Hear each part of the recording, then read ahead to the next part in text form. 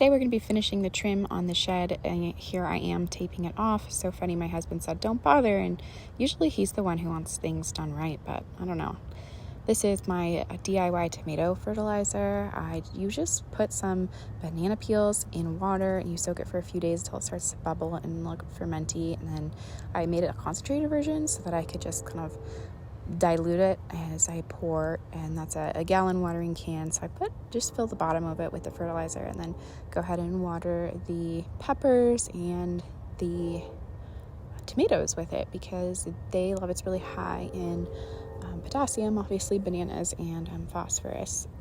So I was told that that's what these these tomatoes and peppers really like. They don't want as much of the nitrogen. Do you guys think that's true? I had never heard that before. It's one of those internet gardening things. So let me know if you think that's true. And this, I realized I had just forgotten to tie up one of my tomatoes to the trellis, and I couldn't find my garden twine. So I'm using zip ties here and just kind of creating a zip tie chain and putting that together so that I can tie up these tomatoes.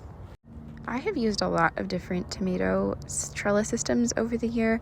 Tell me, what do you guys like? Do you like the Florida weave system? Do you like just tying it to a stake? Do you prefer tomato cages? Do you have different preferences based on whether it's an indeterminate or determinate tomato? I would love to hear your thoughts because I haven't quite made up my mind, and fussing around with these zip ties is not fun. I'm usually the one just sticking the tomato cage over and trying not to break any branches because I waited too long. And next, it's time to prune up this apple tree. This is espalier apple tree. I am just pruning off all of the dead leaves. You saw my last heartbreak in the garden video. Basically, we ripped up the weed tarp and discovered that the roots of this apple tree were just growing along the surface because our soil is so compacted. And honestly, I thought we were going to have to just pull it.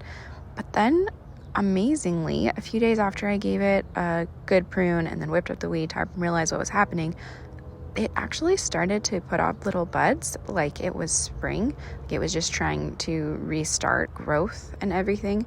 So there is no weed tarp now. It's just the wood chips on the top. And I have no idea if this tree is going to make it, but we thought we would give it a fighting chance. So I'm just pruning off all the dead stuff. You can see some of it just comes right off of my hands. I don't need the pruner. It's just falling right off.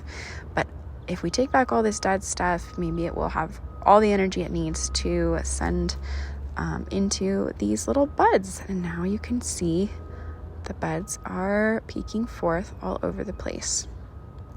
And it looks just like early spring, like the rest of the summer never happened. So we'll see.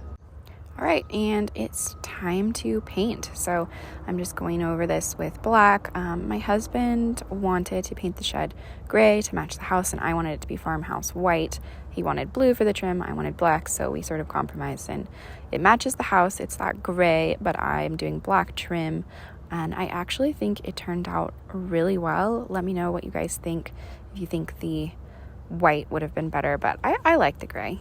So I've done a lot of painting projects, but as I was ripping off this tape, I realized that these doors had so many more grooves than drywall, and so it was kind of pointless to tape it off anyway. The paint just ran through where it wasn't taped all the way down to the grooves. But you know what? We could have had a professional paint it, and see, you can see it looks terrible there. Maybe we'll go back over it, but honestly, the imperfections are, I think, part of the beauty. I think we will have these memories that we did this, like we made this together, and that to me is worth so much more than perfection. Look, we're gonna pick our first zucchini today. That is so satisfying. I'm gonna get this is Noah's garden bed. I'm gonna get him down here so he can pick that for himself. This sunflower is so tough. It's our only volunteer sunflower, and right in the middle of the pathway, I left it because who doesn't want a sunflower? But I mean, just the hose whips this thing around and it is still standing. Is this one flowering, budding up yet? Oh my gosh, it's another set of leaves. The year that the zinnias didn't bloom. Ew. Same thing. Oh my gosh! I don't believe it. Look. Oh my gosh, there's a zinnia bud in there. We have so many semi-ripe blackberries. Oh, there's a couple that are ripe down there, but I think I might actually make jam this year. Blackberries jam is my jam. It's my absolute favorite. There's a few wanting to be picked over here. We'll pick them before the wasps get too woken up this morning. I'm just gonna check back on our mystery squash over here. My husband's app actually said this might be a honeydew. I was thinking butternut squash, but I would just be so delighted if that turns out to actually be honeydew. I think it might be right. So the zinnias that I planted out in May are finally budding up for flowers.